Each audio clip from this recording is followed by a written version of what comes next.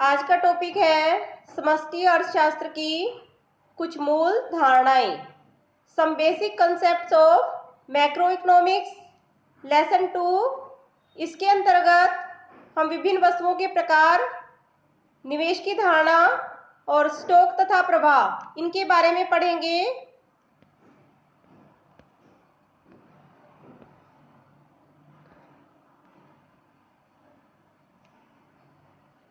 अंतिम वस्तुएं, final goods, ये वे वस्तुएं होती हैं जो उत्पादन की प्रक्रिया को पूरा कर चुकी होती हैं और अंतिम रूप से उपयोग के लिए तैयार होती हैं। जैसे परिवार या गृहस्थों के द्वारा उपयोग किए जाने वाले जूते, मिठाई, या किसानों के द्वारा उपयोग किए जाने वाले ट्रैक्टर।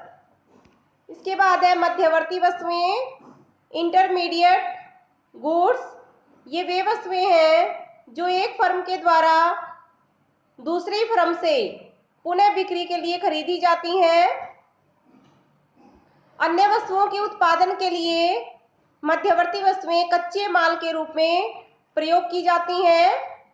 जैसे कुर्सियों के उत्पादन में लकड़ी का उपयोग और मिठाई बनाने के लिए दूध का उपयोग। नेक्स्ट है उपभोग वस्तुएं, कंजप्शन गुड्स। ये वे वस्तुएं हैं जिनका मनुष्य आवश्यकताओं की संतुष्टि के लिए प्रत्यक्ष रूप से प्रयोग करता है, उपभोग करता है उनका। जैसे गृहस्थों या परिवार के द्वारा दूध, मिठाई, आइसक्रीम का उपयोग किया जाना। नेक्स्ट है पूंजीगत वस्तुएं, कैपिटल गुड्स। ये उत्पादकों की स्थिर परिसंपत्तियां होती हैं और उत्पादन की प्रक्रिया में इनका बार बार उपयोग किया जाता है।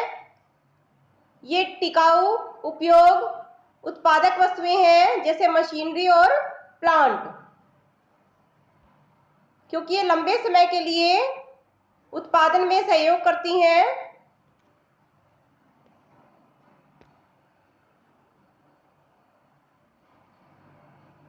इसके बाद है अंतिम तथा मध्यवर्ती वस्तुओं में मुख्य अंतर, the principal difference between final and intermediate goods. मध्यवर्ती वस्तुएं लेखा वर्ष के दौरान, लेखा वर्ष वह वर्ष होता है जिसके अंतर्गत अर्थव्यवस्था में वस्तुओं और सेवाओं के उत्पादन का अनुमान लगाया जाता है या उस वर्ष के दौरान देश में राष्ट्रीय आय का अनुमान लगाया जाता है।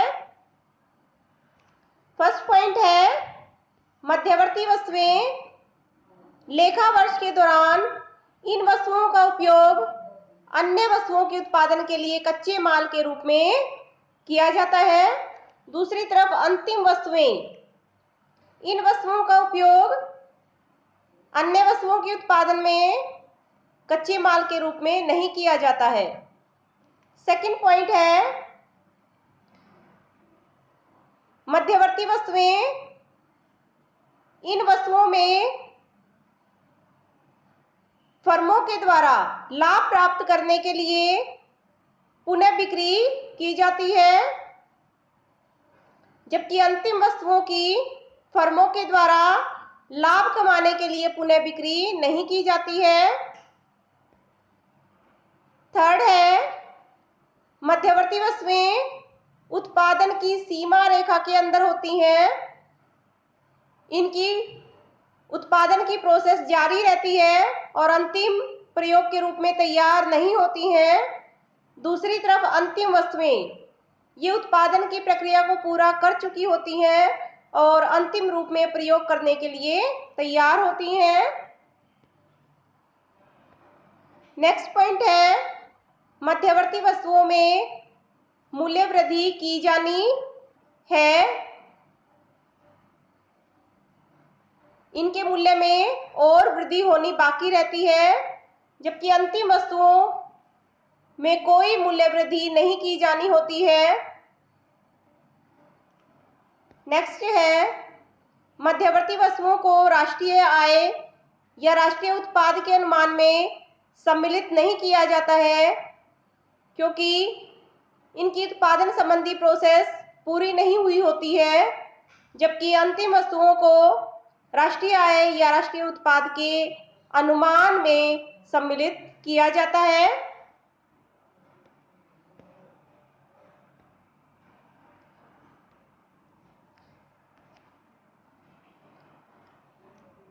नेक्स्ट है उपभोग वस्तुओं का वर्गीकरण, कंज्यूमर गुड्स। इनका वर्गीकरण 4 श्रेणियों में किया गया है। टिकाऊ वस्तुएं, अर्ध टिकाऊ वस्तुएं, गैर टिकाऊ वस्तुएं और सेवाएं। फर्स्ट है टिकाऊ उपभोक्ता वस्तुएं, ड्यूरेबल कंज्यूमर गुड्स। टिकाऊ उपभोक्ता वस्तुएं वे वस्तुएं होती हैं जिनका कई वर्षों तक उपयोग किया जा सकता है और इनका सापेक्ष मूल्य भी अधिक होता है, जैसे टीवी, रेडियो, कार, स्कूटर, कपड़े धोने की मशीन इत्यादि टिकाऊ उपभोक्ता वस्तुओं के कुछ एग्जाम्पल हैं। नेक्स्ट है अर्ध टिकाऊ उपभोक्ता वस्तुएं, सेमी ड्यूरेबल कंज्यूमर गुड्स। ये वे वस्तुएं हैं जिनका उपयोग 1 वर्ष या उससे कुछ अधिक समय के लिए ही किया जा सकता है। इनका सापेक्ष मूल्य भी टिकाऊ उपभोक्ता वस्तुओं की तुलना में कम होता है, जैसे कपड़े, फर्नीचर, क्रॉकरी, बिजली का सामान इत्यादि। इसके बाद है गैर टिकाऊ अथवा एकल उपयोग उपभोक्ता वस्तुएं, नॉन ड्यूरेबल।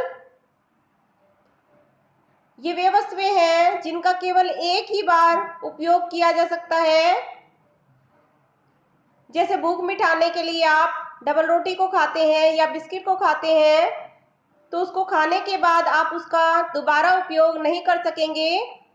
ऐसी वस्तुओं का सापेक्ष मूल्य भी कम होता है, जैसे पेन की इंक है, गैस, दूध, पेट्रोल इत्यादि। सेवाएं, सर्विसेज वे गैर भौतिक वस्तुएं होती हैं जो मानव की आवश्यकताओं को प्रत्यक्ष रूप से संतुष्ट करती हैं, जैसे डॉक्टर, अध्यापक, वकील, घरेलू नौकर इत्यादि की सेवाएं।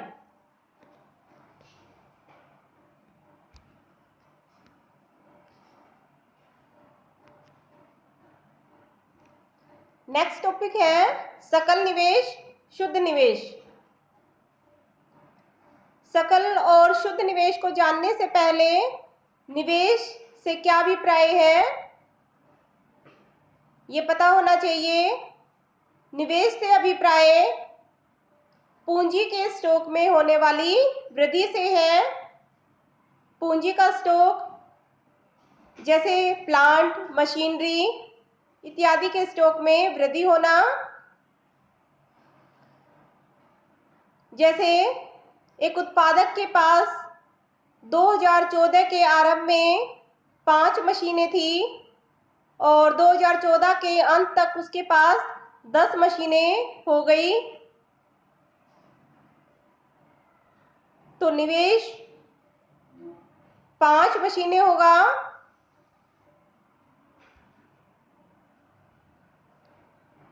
एक वर्ष के दौरान स्थिर परिसंपत्तियों अथवा माल सूची स्टॉक को खरीदने के लिए किया गया खर्च सकल निवेश कहलाता है। स्थिर परिसंपत्तियां प्लांट या मशीनरी है और माल सूची स्टॉक के अंतर्गत निर्मित माल, अर्धनिर्मित माल और कच्चा माल इत्यादि का स्टॉक आता है। तो सकल निवेश बराबर है लेखा वर्ष के दौरान स्थिर परिसंपत्तियों को खरीदने पर व्यय प्लस लेखा वर्ष के दौरान माल सूची स्टॉक पर व्यय।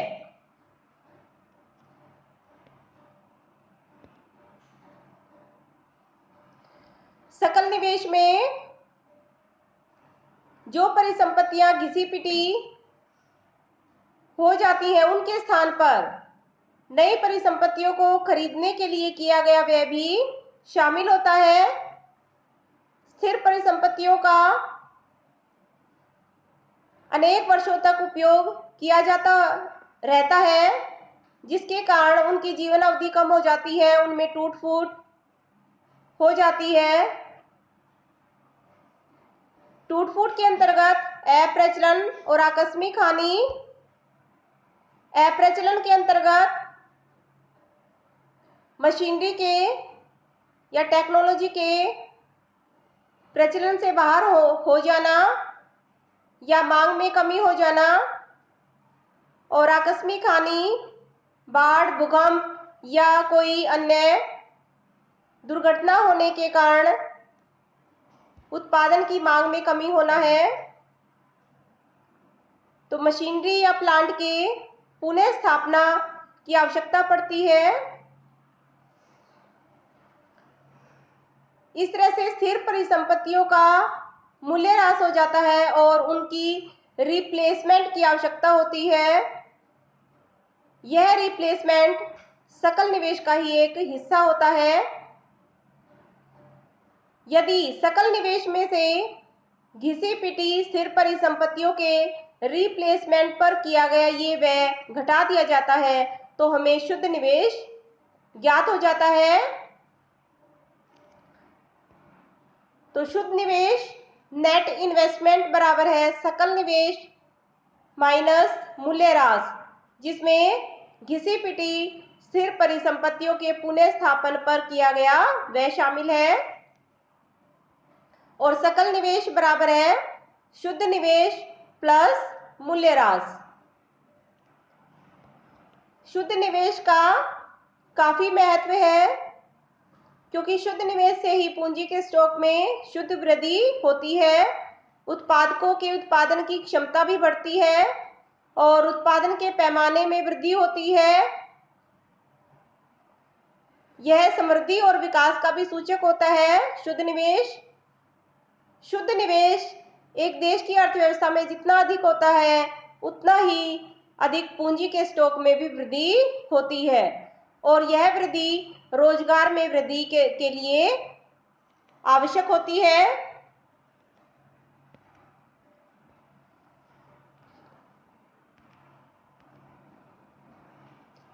इसके बाद है स्टॉक तथा प्रवाह में अंतर और संबंध। स्टॉक का संबंध समय के एक बिंदु से होता है। जैसे 1 जनवरी 2016 को आपकी बचत राशि 1000 रुपये है, या कह सकते हैं कि 1 जनवरी सन 2016 को आपका बैंक बैलेंस 10,000 रुपये है, तो ये स्टॉक की धारणा है। प्रवाह का संबंध, प्रवाह फ्लो, प्रवाह का संबंध समय की अवधि से है। जैसे 5 रुपये प्रतिदिन आपका जेब खर्च है, आपकी प्रति माह आय 10,000 रुपये है, तो ये प्रवाह संबंधी धारणा है। स्टॉक का समयकाल नहीं होता है। दूसरी तरफ प्रवाह का समयकाल होता है, जैसे प्रति घंटा, प्रति माह या प्रति वर्ष। स्टॉक प्रवाह को प्रभावित करता है। देखिए, पूंजी का स्टॉक जितना अधिक होता है उतना ही अधिक वस्तुओं और सेवाओं का प्रवाह होता है। प्रवाह स्टॉक को प्रभावित करता है। जैसे मुद्रा की पूर्ति में मासिक वृद्धि होती है तो मुद्रा की मात्रा में भी वृद्धि होती है। और छत पर रखी पानी की टंकी से रिसाव होता है तो टंकी के पानी में कमी होगी, उसकी मात्रा कम हो जाएगी पानी की। फोर्थ है अर्थशास्त्र की कुछ धारणाओं में कोई उनका स्टॉक पहलू नहीं होता है, जैसे आयात और निर्यात। जबकि आयात और निर्यात का केवल प्रवाह धारणाओं के रूप में इनको प्रयोग किया जाता है। समष्टि अर्थशास्त्र की इन धारणाओं को जानना अनिवार्य होता है।